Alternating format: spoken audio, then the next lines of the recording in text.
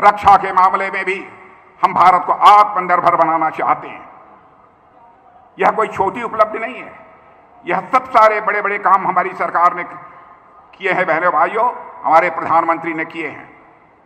और जिस समय 2014 में हम लोगों की सरकार बनती थी तो हमारा भारत दुनिया के जो 10 देश थे उन 10 देशों में अर्थव्यवस्था यानी जिसे कहते हैं धन दौलत के मामले में दुनिया के 10 देशों में था, 10वें नंबर पर था धन दौलत के मामले में दुनिया में।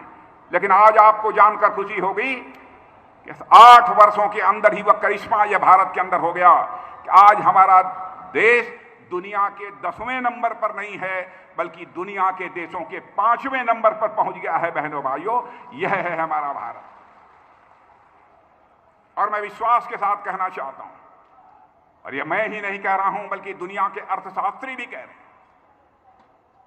कि 2027 समाप्त होते होते यह भारत धन दौलत के मामले में यानी अर्थव्यवस्था के आकार के मामले में दुनिया के 3 देशों में आकर खड़ा हो जाएगा, यानी अमेरिका, चीन और उसके बाद यदि कोई देश होगा तो वह भारत होगा बहनों भाइयों, भारत होगा। और मैं दावे के साथ कह सकता हूं, जितना मुझे अर्थशास्त्र के बारे में जानकारी है, ऐसे ही यदि भारत आगे बढ़ता रहा तो 2047 आते आते धन दौलत के मामले में यानी दुनिया का सबसे धनवान देश यदि कोई गिना जाएगा तो हमारा और आपका देश यह भारत गिना जाएगा मेरे बहनों भाई। अभी हमारे शिवराज सिंह जी से चर्चा कर रहे थे रूस और यूक्रेन के बीच जो युद्ध चल रहा है। बहनों भाइयों,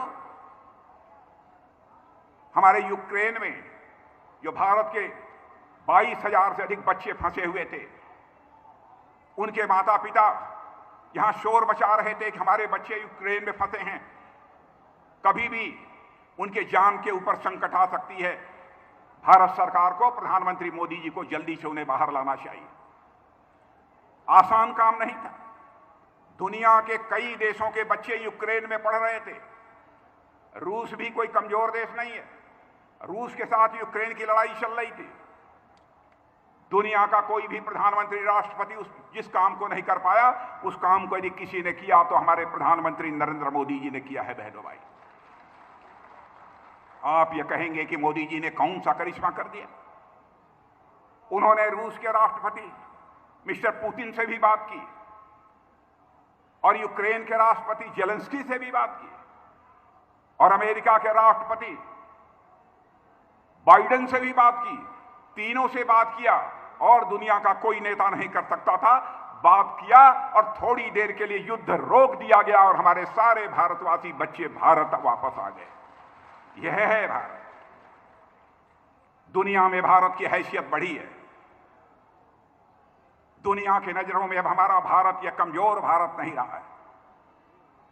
दुनिया के नजरों में मेरे बहनों भाइयों, हमारा भारत अब यह ताकतवर भारत बन गया है। ऐसा नहीं है कि जो चाहे भारत को आंख दिखाकर निकल जाए। लेकिन हमारे कांग्रेस के नेता लोग भारतीय जनता पार्टी को बदनाम करें, हमें कोई आपत्ति नहीं है। लेकिन हमारे भारत के सेना के जवानों के शौर्य और पराक्रम पर भी वह सवालिया निशान लगाने की जरूरत करते हैं। बहनों भाइयों, जो हमारा सेना का जवान हमारे देश की सीमाओं की सुरक्षा करता है अपनी जिंदगी जोखिम में डालकर,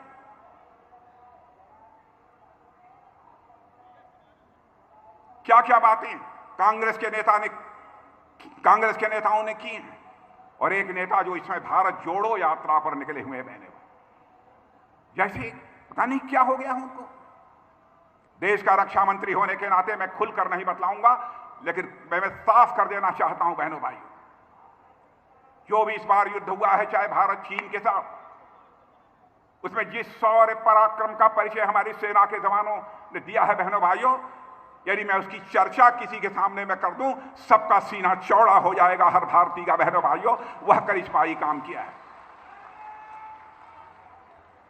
और मैं आपसे भी अनुरोध करना चाहूंगा, एक बार हाथ उठाकर तालियां बजाकर भारत के सेना के जवानों की हौसला अफजाई की जानी चाहिए, उनका स्वागत किया जाना चाहिए। भारत अब पहले जैसा भारत नहीं रहा है, जो चाहे वह आंख दिखाकर निकल जाए, वैसा भारत नहीं है। भारत अब बदल चुका है मेरे बहनों भाइयों, आप यकीन रखना। और अब तक जिस शौर्य पराक्रम का परिचय हमारे जवानों ने दिया है, अद्भुत है। लेकिन बार बार उस सेना के बारे में इधर उधर की बातें की जाती हैं। मेरी समझ में नहीं आता क्या हो गया है इन लोगों को। अंतर्राष्ट्रीय जगत में, सारी दुनिया में भारत का कद ऊंचा हुआ है मेरे बहनों भाइयों। अंतर्राष्ट्रीय जगत में भारत की प्रतिष्ठा बढ़ी है।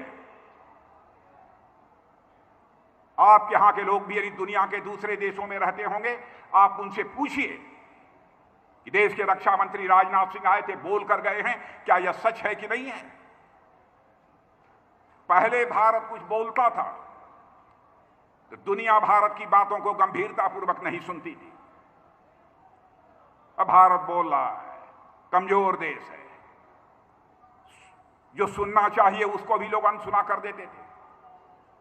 लेकिन आज अंतर्राष्ट्रीय जगत में भारत की वह हैसियत बनी है कि अंतर्राष्ट्रीय मंचों पर यदि कुछ भारत बोलता है मेरे बहने भाइयों, तो दुनिया कान खोलकर सुनती है भारत बोल क्या रहा है। यह भारत की हैसियत बड़ी है।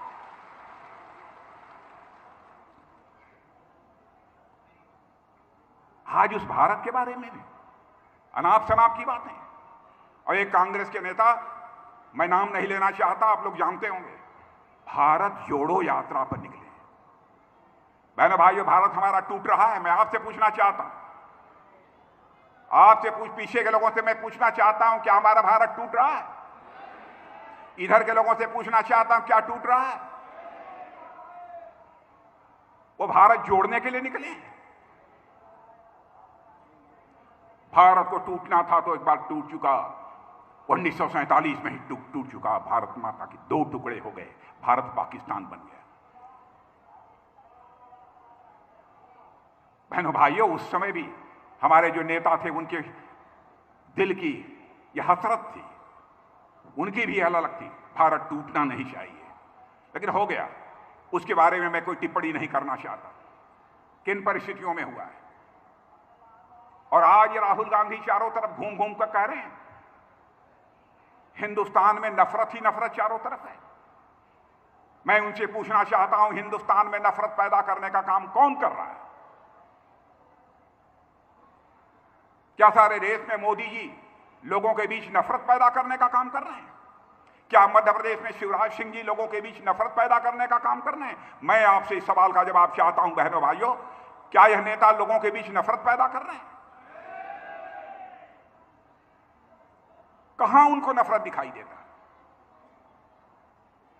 सारी दुनिया में या कांग्रेस के लोग भारत को बदनाम कर रहे हैं मेरे बहनों भाइयों, इसका उन्हें जवाब दिया जाना चाहिए। सारी दुनिया में भारत की छवि खराब करने की कोशिश कर रहे हैं कि भारत में नफरत ही नफरत है। जिस भारत की इज्जत सारी दुनिया में बढ़ी है, जिस भारत ने, और दुनिया का इकलौता देश हमारा यह भारत है बहनों भाइयों, कि भारत की सीमा में रहने वाले लोगों को ही अपने परिवार का सदस्य नहीं माना है, बल्कि पूरे विश्व की धरा पर रहने वाले लोगों को अपने परिवार का सदस्य मानते हुए वसुधैव कुटुंबकम का संदेश सारे विश्व को, यदि दुनिया को कहीं से गया है तो केवल और केवल हमारे और आपके देश भारत की धरती से गया है मेरे बहनों भाई।